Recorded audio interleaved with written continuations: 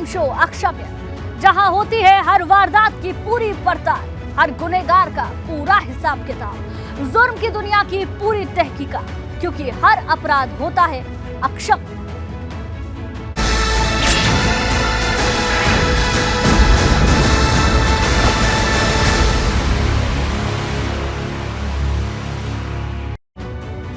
अक्षम्य में आज हम आपको दिखाने जा रहे हैं यूपी उत्तराखंड में कानून के राज और अमन चैन को चुनौती देने वाली वो बड़ी खबरें जो सावधान भी करती हैं और खबरदार भी। 9 दिनों से अयोध्या में एक लड़की के लापता होने की चर्चा है। बताया जा रहा है लड़की कॉलेज के लिए निकली थी, लेकिन ना कॉलेज पहुंची और ना घर लौटी। अब इस गुमशुदगी में काले कार वाली कहानी और जुड़ गई है, देखिए।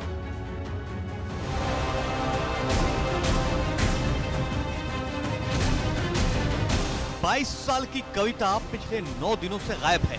एमए सेकेंड ईयर में पढ़ने वाली कविता रोज की तरह घर से निकली तो जरूर, लेकिन न कॉलेज पहुंची और न लौटकर अपने घर।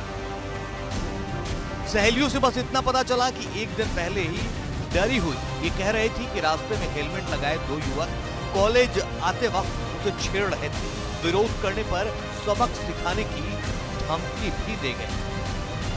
तो उन्होंने कुछ बताया था, उनकी सहेलियों से सिर्फ हम लोगों को इतना पता चला कि मतलब एक दिन पहले 24 तारीख को कुछ लड़कों ने उनको छेड़ा था। तो ये सिर्फ उन्होंने अपनी फ्रेंड को बताया था और हम लोगों से यहाँ पे कुछ बताया नहीं। कविता के दोस्तों से मिले सुराग और अलग अलग चर्चाओं और अफवाहों से खौफजदा कविता का परिवार अब थाने चौकी और अफसरों के चक्कर लगा रहा है। घर वालों का कहना है कि 25 नवंबर की दोपहर 12:30 बजे कविता घर से निकली, लेकिन शाम को वापस नहीं पहुंची। तो पहले माँ ने सोचा साइकिल खराब हो गई इसलिए देर हो रही है, लेकिन जब समय बढ़ता गया तो माँ रामेश्वरी देवी और उसकी बहनों ने पहले कॉलेज के टीचर फिर उसकी सहेलियों से बात की तो पता चला कि वो कॉलेज आई ही नहीं। बीवी इश्क के चक्कर में पड़ी तो सिंदूर की लाली खून की लाली पर भारी पड़ गई। बीवी ने कहीं प्रेमी के साथ मिलकर तो कहीं बेटे के साथ मिलकर पति का काम तमाम कर दिया।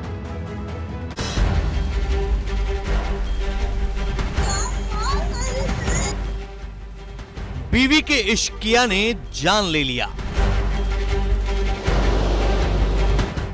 पति को ही मौत की नींद सुला दिया।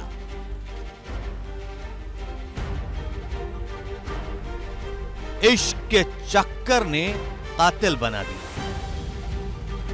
कहानी थोड़ी नहीं पूरी फिल्मी है, बिल्कुल थ्रिलर सस्पेंस वाली। इसमें आशिक है, माशूका है और इश्किया में एक बीवी के कातिल बनने की दास्तां है। तस्वीरें देखिए, इसके कत्ल के किस्से अब दुनिया की नजरों में सामने आ चुके हैं। इसकी आशनाई और बेवफाई का राज फाश हो चुका है तो दुनिया से अपना मुंह छुपा रही है। करीब में इसका अस्पताल वाला आशिक भी मौजूद है और इन दोनों ने मिलकर महेश नाम के शख्स को मार डाला है। यानी इस महिला ने अपने ही पति को मौत की नींद सुला दिया है। 30 नवंबर को इसी महिला ने पुलिस को अपने पति की मौत की खबर दी। प्लानिंग थी कि इसकी हत्या को आत्महत्या बना दी जाए, लेकिन पोस्टमार्टम रिपोर्ट से पुलिस को शक हुआ। इसी शक ने पुलिस को असली कातिल तक पहुंचा दिया। पूछताछ करी, इस मृतक के बच्चों से पूछताछ करी, तब उन्होंने बताया कि इसमें इनका आपस में पहले कुछ विवाद भी हुआ था और जब उस बच्चों ने जब देखा तो वो महिला इन मृतक के ऊपर बैठ के उनके मुंह में कुछ ठूस रही थी, जिसके बाद इस चीज़ की पुष्टि हुई है। इसमें साथ ही में इन महिला के जो एक लवर हैं जिनका नाम विनय शर्मा है, उनका नाम भी सामने में आया है कि इन्होंने पहले से इस चीज़ को प्लान करके इस काम को, इस वारदात को अंजाम दिया है। पोस्टमार्टम रिपोर्ट में दम घुटने की बात सामने आ चुकी थी और पत्नी के झूठ ने पुलिस का शक गहरा कर दिया था। पुलिस को मृतक की पत्नी पर ही शक था। पुलिस ने फोन रिकॉर्डिंग, व्हाट्सएप चैट और कई दूसरे सबूत जुटाए। बच्चों के बयान भी दर्ज किए गए। जब बच्चों से हमारी पूछताछ हुई, हमने जो लड़की है वो समझदार है, वो 13 वर्ष की है और जो पुत्र है वो 8 वर्ष का है।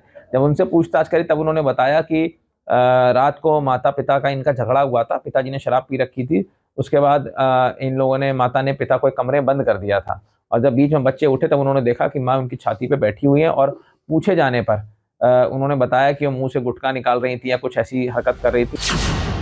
कातिल बीवी और उसके आशिक के व्हाट्सएप चैट ने राज खोला। पहले ही दोनों ने प्लानिंग के साथ कत्ल की बात चैट में की थी।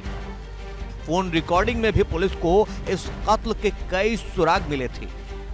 बच्चों ने मां को आधी रात पिता के सीने पर चढ़ा हुआ देखा था। बच्चों ने देखा मां पिता के मुंह में कोई कपड़ा डाल रही थी। गाजियाबाद के थाना कवि नगर क्षेत्र के शास्त्री नगर में रहने वाली एक महिला ने अपने पति की तकिए से कर दी हत्या, और उसके बाद उसके शव को लेकर पहुंच गई अस्पताल में। अस्पताल में जाने के बाद बताया कि पति ने लगा ली है फांसी। उसके बाद पुलिस ने अपनी तफ्तीश की और तफ्तीश में पाया कि महिला ने तकिया मुंह पर रखकर उसकी की थी हत्या। इन्हीं सब सबूतों के बाद पुलिस का शक यकीन में बदल गया कि कातिल कोई और नहीं, बेवफा बीवी है, जिसके बाद मृतक की पत्नी और उसके प्रेमी को गिरफ्तार कर लिया गया और दोनों अब सलाखों के पीछे हैं। इधर पत्नी की बेवफाई का शिकार फतेहपुर का सुजीत भी हुआ है, जिसकी मौत के बाद कोहराम मचा है।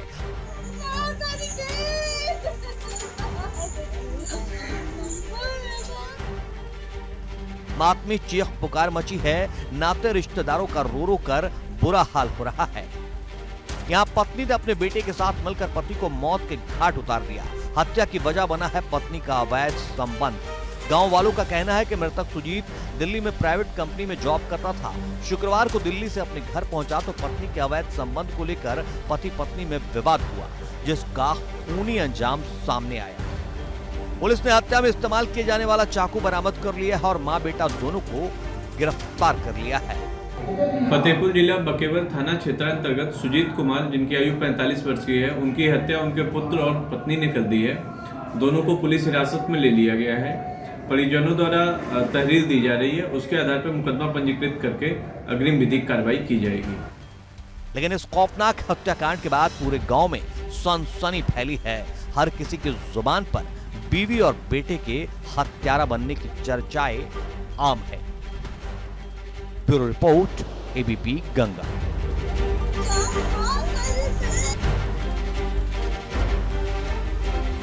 निखत जब नायरा बनी तो घरवाले इनके प्यार के दुश्मन बन गए। आरोप है कि निखत को उसके घर वालों ने अगवा कर लिया है और उस पर निकाह का पहरा बिठा दिया है।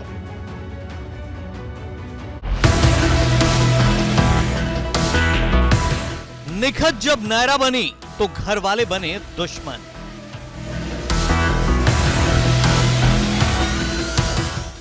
निखत का निकाह से इनकार तो अपहरण की शिकार। पति लगा रहा है गुहार, नायरा को बचा लो। हिजाब में नजर आ रही ये लड़की कभी निखत के नाम से पहचानी जाती थी, लेकिन अब नायरा सिंह बन चुकी है। ये सब कुछ इसने प्रदीप नाम के युवक के साथ इश्क फिर शादी के बाद किया। प्रदीप और नायरा का कुछ ऐसा ही दावा है। पहले प्रदीप की जुबानी उसकी परेशानी सुनिए, फिर निखत के नायरा बनने की पूरी दास्तां बताएंगे। मेरी और निखत की शादी हुई थी, ये बात निखत के पूरे परिवार में सबको पता थी। उसके बावजूद उन्होंने उसका रिश्ता तय कर दिया, उसकी एंगेजमेंट कर दी और अब कल 4 दिसंबर 2022 को उसकी शादी है। मैंने हर प्रयत्न कर लिया, एसएसपी साहब के पास भी गया, उन्होंने उसे थाने भी बुलवाया। थाने में उसने हाँ बोली, लेकिन इंस्पेक्टर साहब ने 1.5 लाख रुपए ले लिया था, जिस वजह से निखत को मेरे साथ ना बेच के उसे उल्टा सीधा भर के उसे दोबारा वीडियो बनवा के और उसे भेज दिया उसके घर पे। अगले दिन निखत का फोन मेरे पास आया, उसने बताया कि थाने में उसने हाँ की थी, लेकिन उसे जबरदस्ती उस पर दबाव बनवा के उसे घर भेज दिया गया था। जब मैंने थाने में दबाव बनाया तब जाके मुझे वीडियो मिली वहां से। जी हां, प्रदीप नायरा बनी जिस निखत से शादी के दावे कर रहा है, सोशल मीडिया पर वायरल हुई ये वही तस्वीरें हैं। दोनों शादी के जोड़े में बिना किसी रिश्ते नातेदारों की मौजूदगी में अग्नि के फेरे ले रहे हैं। लेकिन इनकी शादीशुदा जिंदगी में तब क्लाइमेक्स आया जब निखत के घर वाले विलेन बनकर सामने आए हैं। निखत से नायरा सिंह बनी युवती ने एक हिंदू लड़के से हिंदू रीति रिवाज के अनुसार शादी करी और उसके बाद वो उसके साथ में रहने लगी। लेकिन इस दौरान एक नया मोड़ आ गया है। निखत के परिवार वालों ने उसका अपहरण कर लिया और आज उसका निकाह कराया जा रहा है। एक मुस्लिम लड़के के साथ में निकाह कराया जा रहा है, जिसके बाद जो नायरा है उसके चैट्स वायरल हो रहे हैं और वो अपने पति प्रदीप को चैट कर रही है कि मुझे इस दलदल से निकाल लो, मैं अब यहाँ नहीं रहना चाहती। थाना फरीदपुर क्षेत्र के प्रदीप नामक व्यक्ति ने थाने पे सूचना दी कि एक युवती की शादी जबरन उसके परिवारजन किसी अन्य व्यक्ति के साथ कर रहे हैं और शादी को रुकवाया जाए। इस सूचना पर महिला थानाध्यक्ष को युवती के घर भेजा गया। उन्होंने वस्तुस्थिति जानने के लिए महिला उस युवती से अलग से बात करी तो उस युवती ने बताया कि जबरन उसकी शादी बिल्कुल नहीं की जा रही है, उसकी इच्छा से की जा रही है और वो शादी से खुश है। प्रदीप सिंह का दावा है कि उसकी पत्नी निखत का उसके ही घर वालों ने अपहरण कर लिया है और उसका निकाह करने वाले हैं। लेकिन इस बीच नायरा बनी निखत का वीडियो और सोशल मीडिया चैट भी वायरल हो रहा है। साथ जाना है ना प्रदीप के साथ, अपनी मर्जी से कह रहे हो ना, कोई जोर जबरदस्ती नहीं है ना आप पे। जाना चाहते हो ना प्रदीप के साथ में। नायरा सिंह ने प्रदीप को जो व्हाट्सएप पर मैसेज किए हैं उसमें उसने कहा है कि मैं तुमसे बहुत मोहब्बत करती हूँ, तुम्हारी जगह मेरी जिंदगी में कोई और नहीं ले सकता। तुम मुझे इस दलदल से निकाल लो, मुझे किसी भी तरीके से मेरे घर से ले जाओ आकर। ये लोग मेरी शादी दूसरी जगह कर रहे हैं, मेरी मजबूरी है। मैंने तुमसे पहले भी कहा था कि अगर मैं मना भी करूं तो तुम मुझे ले जाना, क्योंकि जब पापा रोते हैं तो मेरी मजबूरी होती है, मुझे उनकी बात को सुनना पड़ता है। लेकिन सच तो यही है कि मैं तुमसे बहुत ज्यादा मोहब्बत करती हूँ। प्रदीप ने बरेली के सभी आला अधिकारियों से लिखित शिकायत की है और अपनी पत्नी नायरा सिंह को मायके वालों के चंगुल से छुड़ाने के लिए गुहार लगाई है। वहीं प्रदीप ने भी अपना वीडियो बनाकर सोशल मीडिया पर वायरल किया है और पुलिस और प्रशासन से गुहार लगाई है कि वो उसकी पत्नी को मायके वालों के चंगुल से छुड़ा ले। Bureau report, ABP Ganga.